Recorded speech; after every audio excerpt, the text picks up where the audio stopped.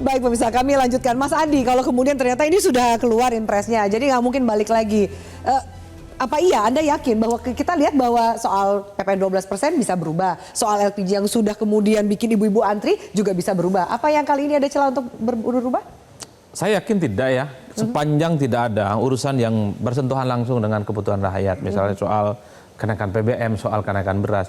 Saya kira resistensi itu tidak akan muncul dari bawah. Ini kan kalau mau jujur, ini hanya sebatas konsumsi kelas menengah ke atas. Menjadi ramai itu karena memang birokrasi kita selama ini, itu bukan hanya dianggap boros, tapi kan proses bagaimana pelayanan mereka kan berbelit-belit. Dan bahkan kinerjanya itu nyaris tidak pernah kelihatan secara signifikan. Bahkan ada yang menyebut, ini macam birokrasi 79, masuk jam 7, jam 9 sudah hilang. Kan itu yang sebenarnya, iya artinya apa yang kemudian menjadi ramai soal efisiensi itu karena ini dianggap bagian dari huru-hara dan pemborosan era sebelumnya. Ada pengakuan dari mantan menteri tertentu misalnya soal bansos yang mencapai 500 triliun, itu kan 50%-nya nggak tepat sasaran. Itu orang marah, yang dikorbankan adalah efisiensi. Apalagi misalnya soal infrastruktur yang juga dianggap ugal-ugalan, yang tidak mampu menyentuh bagaimana soal pertumbuhan ekonomi yang jauh lebih merata dibandingkan sebelumnya juga nggak ketemu. Inilah yang kemudian membuat kenapa begitu banyak kebijakan efisiensi itu adalah sesuatu yang dikritik, tapi bukan karena kebijakan populis dan harus membutuhkan anggaran negara dengan cara efisien. Siapa yang tidak senang, Vi? Ya, satu, orang dikasih makan gratis kok senang orang. Biaya haji dipotong. Orang seperti saya, orang Madura, yang memang seumur hidupnya ingin haji, senang betul dengan kebijakan begini. Listrik kemudian kena diskon 2 bulan. Kemudian misalnya soal hutang UMKM diputihkan. Ini adalah program-program kerakyatan. Yang paling penting sebenarnya adalah bagaimana program yang selama ini hanya dinikmati oleh kelompok orang. Birokrasi sebut saja. Ataupun misalnya program-program yang dianggap sebagai anjang sana formalitas, hanya hahihi hore-hore ke luar negeri nggak penting, itu bisa dipotong untuk kepentingan ini. Jadi komunikasi publiknya juga harus mulai main nih di istana, bahwa ini adalah memindahkan sesuatu dana besar yang selama ini hanya dikonsumsi oleh 1-2% orang, ini menjadi kebutuhan yang sangat populis. Jadi Anda nggak melihat ada resistensi atau kontra yang signifikan dari publik? Per hari ini resistensinya itu karena negara itu seakan-akan ingin melakukan apapun gara-gara APBN kita nggak baik-baik saja. APBN kita itu nggak baik-baik saja, efek dari ugalan-ugalan dari pemerintah sebelumnya, infrastruktur jor-joran, bansos jor-joran. Apalagi bansos itu ditengarai untuk kepentingan pemilu 2024. Kalau saya membaca data yang kau tampilkan tadi, yang dipangkas besar sampai 75% itu apa? Infrastruktur sama IKN. Jadi wajah lama itu yang kemudian mau coba ditransformasi. Mau dirubah. Bahwa rakyat yang kemudian membutuhkan sejarah signifikan. Saya membayangkan, sejak awal Prabowo itu ingin menunjukkan dirinya pemimpin populis. Apa itu pemimpin populis? Narasi, statement-statement dan kebijakannya langsung ke rakyat. Makanya Prabowo bilang, apa itu diskusi kalau masih banyak orang lapar?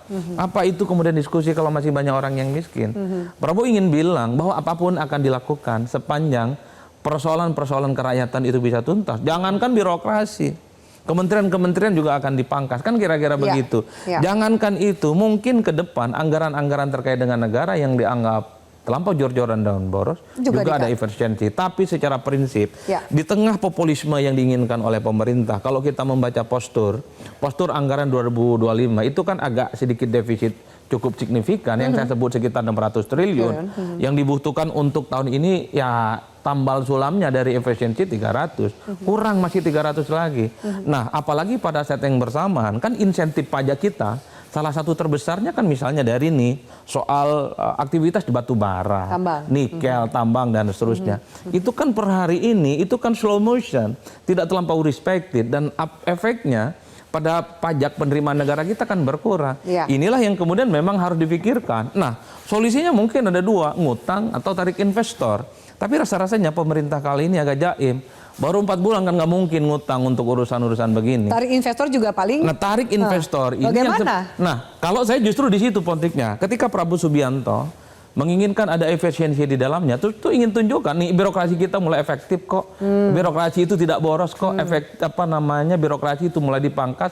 Bagaimana arus transformasi modal dan investasi bisa masuk ke Indonesia. Nah, Itu yang disebut dengan infrastruktur yang sedang dibenahi nih. Karena kita tahu selama ini birokrasi kita kan berbelit-belit. Orang nggak mau tanam invest karena memang prosesnya agak ribet. Makanya lebih pilih ke tempat lain. Ada yang ke Thailand, ke Filipina, ke Indonesia. Ya. Nah, pesan itu yang kemudian diharapkan supaya investor itu mau datang ke Apa kita. iya Mas Derajat, pesan itu juga yang mau disampaikan di luar apa pemangkasan anggaran yang berdampak pada kinerja? Iya, contohnya ya kan sekarang banyak kementerian-kementerian baru ya.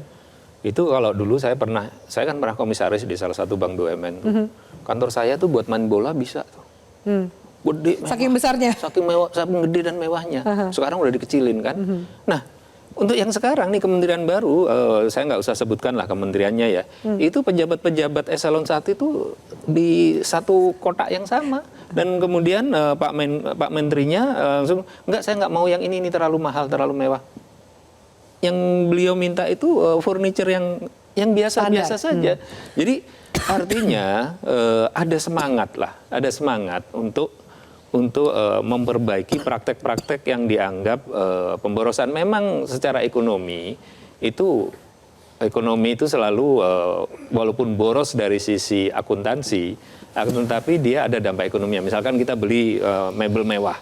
Ada dampak ekonominya karena kan ada produsen mebel mewah gitu kan. Tapi yang beli mewah-mewah itu biarlah perusahaan-perusahaan besar lah, demand-nya biar ada di sana.